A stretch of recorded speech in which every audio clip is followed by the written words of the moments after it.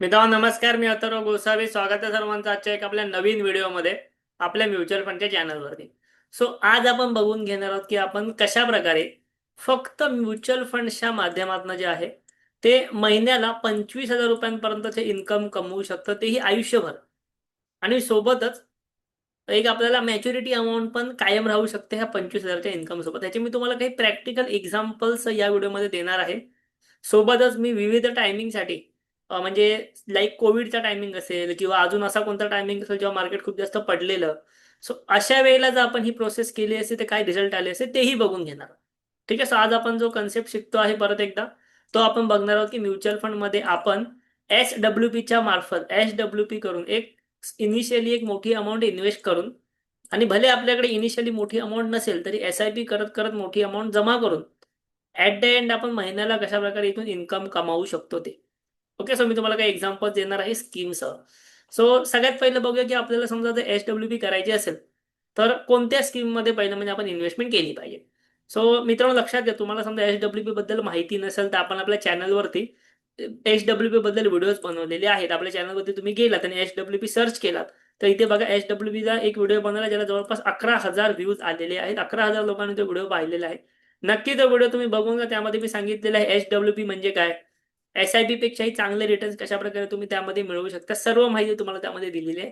नक्की तो व्हिडिओ तुम्ही बघून घ्या. सो आता आपण SWPच्या मदतीने कशा प्रकारे महिना 25,000 कमवू शकतो म्युच्युअल फंडच्या मदतीने तेही बघून घेऊया. ठीक आहे. सो मी तुम्हाला इथे नेतो. पहिलं म्हणजे SWP जर करायची असेल तर कोणती स्कीम घ्यायची. SWP म्हणजे काय की इनिशियली मोठी अमाऊंट आपल्याला इन्व्हेस्ट करायची आणि हळूहळू त्याच्यामधून आपण विड्रॉ मारायचे. सो त्यामुळे आपल्याला स्कीम अशी पाहिजे जी थोडीशी कन्झर्वेटिव्ह असेल. एक रिटर्न्स थोडे कमी दिले तरी चालतील पण चांगल्या पद्धतीने ग्रो झाली पाहिजे. सो त्यासाठी आपण फंड निवडणार आहोत बॅलन्स फंड. सो या कॅटेगरीमध्ये एक चांगला फंड येतो तो म्हणजे HDFC balance advantage fund. So मी HDFC balance advantage fund open करतो. हा फंड जो आहे ना हा हायब्रिड कॅटेगरीमध्ये म्हणजे काय, इथे तुम्हाला इक्विटीची होल्डिंग पण आहे. इथे तुम्हाला ह्याच्यामध्ये बॉन्ड्स वगैरे असतील किंवा अजून अशी कोणती फिक्स इन्कम देणारे होल्डिंग्स असतील ते सुद्धा इन्क्लूड आहेत. ठीक आहे. सो त्यामध्ये आता आपण जे आहे ती SWP करण्याचा विचार करणार आहोत. त्यामध्ये जर आपण SWP केली तर कशा प्रकारे रिटर्न्स देतात ते बघणार आहोत. या स्कीमने हायब्रिड कॅटेगरीमध्ये असून सुद्धा 10 वर्षामध्ये 15%चा CAGR दिलाय, जो की खूप जास्त मानला जातो हायब्रिड स्कीमसाठी. म्हणजे खूप चांगली स्कीम. आता मी एक इथे कन्सिडर करतो की बाबा 2014 पासून एखाद्या व्यक्तीने SWP सुरुवात केली आहे. ठीक आहे. समजा तुम्ही जर समजा SWP सुरू करणार असाल तर पुढच्या 10 वर्षामध्ये तुम्ही कुठे असाल हे तुम्हाला समजेल. सो या ठिकाणी आता मी स्कीम घेतो इथे HDFCची जो बॅलन्स ॲडव्हान्टेज फंड आहे. एक मिनिट. ठीक आहे. HDFC म्युच्युअल फंड सिलेक्ट केलं आणि इथे आपल्याला सिलेक्ट करायचं आहे बॅलन्स ॲडव्हान्टेज फंड. ओके. ही वेबसाईट काय आहे काय मी तुम्हाला सर्व गोष्टी सांगणार आहे. इथे बघा HDFC बॅलन्स ॲडव्हान्टेज फंड इथे दिसतोय मला. ठीक आहे. HDFC balance advantage fund. समजा लमसम इन्व्हेस्टमेंट आपण या ठिकाणी केलेली असेल 40 लाख. तुम्ही कितीही करू शकता. तुम्ही 10 लाख करू शकता, तुम्ही 4 लाखही करू शकता. अमाऊंट कशी विड्रॉ करायची हे मी तुम्हाला सांगतो. सो आता इथे इन्व्हेस्टमेंट जी आपण केली ती केली. एक फॉर एक्झाम्पल आपण पकडू 2014 जानेवारीच्या 1 तारखेला आणि आपल्याला विड्रॉ किती करायचे. ओके. विड्रॉ किती करायचे इम्पॉर्टंट आहे, बट त्याआधी आपण SWPची डेट पण सिलेक्ट करूया.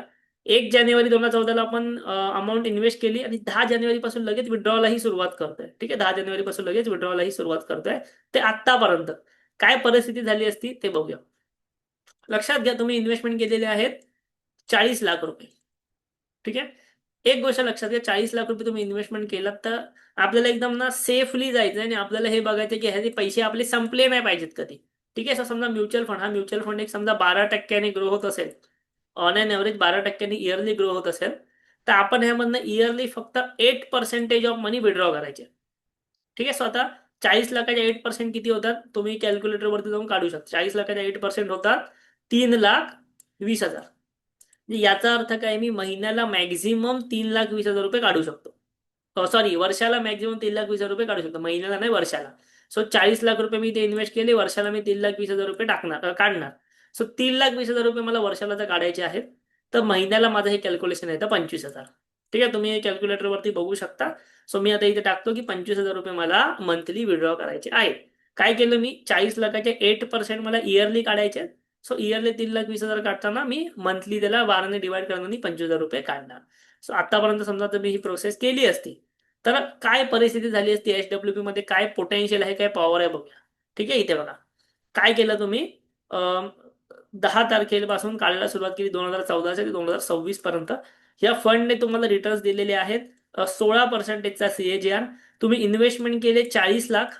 ओके, 145 वेळा तुमच्या अकाउंटमध्ये 25,000 रुपये आले. ओव्हरऑल तुम्ही विड्रॉ केले 36 लाख. 40 लाखाचे 36 लाख तुम्ही विड्रॉ केले 11 वर्षात. पण तुमच्याकडे बॅलन्स किती राहिला बघा, तुमच्याकडे बॅलन्स राहिलेला आहे 1,37,00,000. फक्त 10 वर्षाची पॉवर आहे ही, 10-11 वर्षाची पॉवर आहे, 40 लाखांची पॉवर आहे. 40 लाख तुमच्याकडे असतीलच किंवा नसतील, तुम्ही 40 लाख उभे करू शकता SIP करून. SIP कडून पैसे ग्रो कसे करायचे ह्याबद्दल मी असंख्य व्हिडिओ बनवलेले आहेत. चॅनलला एकदा चॅनल बघून घ्या, चॅनलमध्ये सर्व व्हिडिओ बनवलेले आहेत. सो 40 लाख एखाद्या व्यक्तीने टाकले, त्याला 36 लाख रुपये विड्रॉ झाले 10 वर्षात, प्लस त्याच्याकडे अमाऊंट राहिली 1,37,00,000 रुपये. हे कसं झालं बघून घ्या.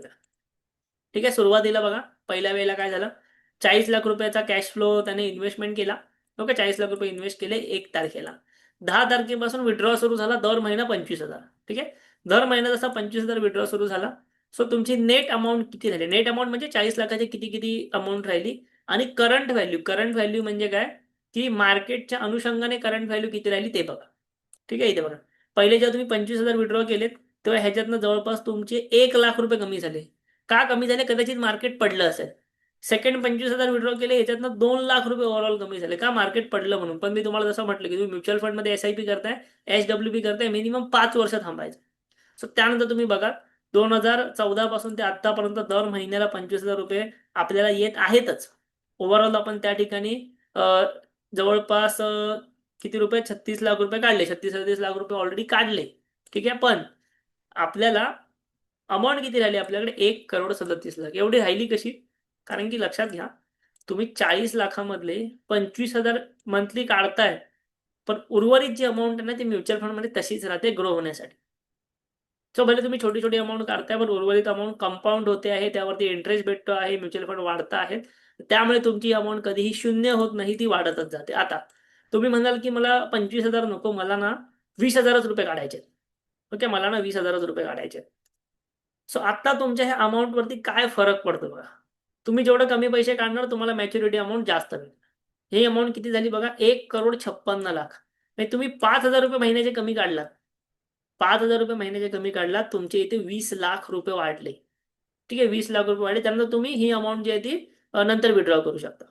क्लिअर आहे, समजा तुम्ही म्हणाल की नाही मला जास्त पैसे हवेत, मला 30,000 रुपये हवेत, मला महिन्याला 30,000 रुपये हवेत, माझा खर्च जास्त आहे.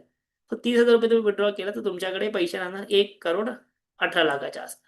सो अशा प्रकारे ही अमाऊंट कमी जास्त होत असते. तुम्ही तुमच्या हिशोबाने HWP सेट करा.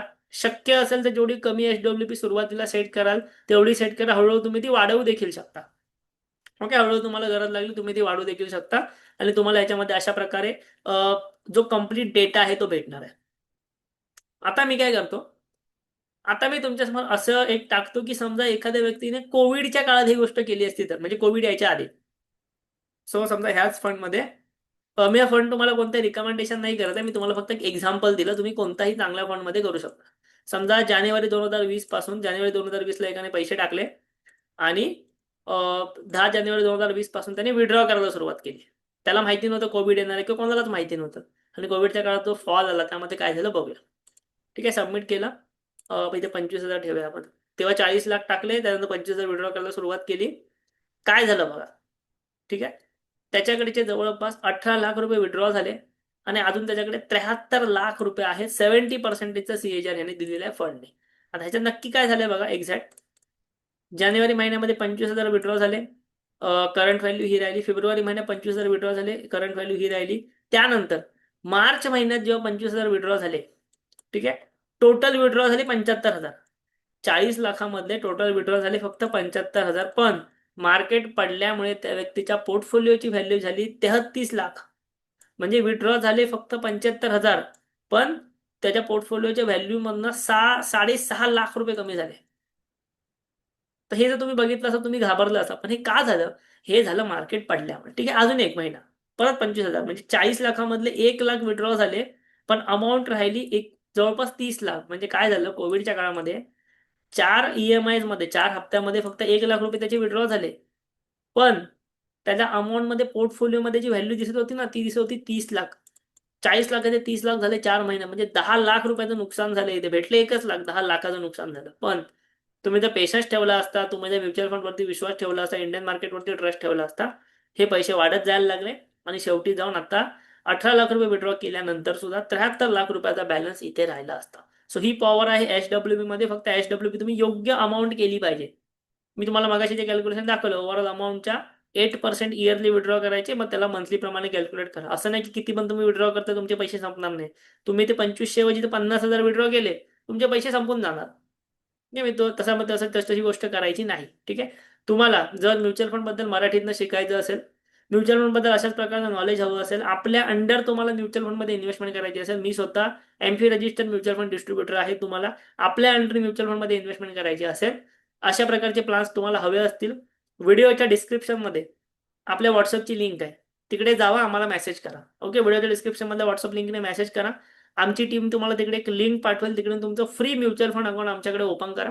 अकाउंट ओपन झालं की ते आमच्याकडून तुम्हाला कॉल वगैरे येईल, सर्व माहिती त्या ठिकाणी दिली जाईल. ठीक आहे. डिस्क्रिप्शन मधली लिंक नक्की चेक करा. चॅनलवरती म्युच्युअल फंड बद्दल 150हून अधिक व्हिडिओ मराठीतनं अवेलेबल आहेत, ते नक्की बघून घ्या.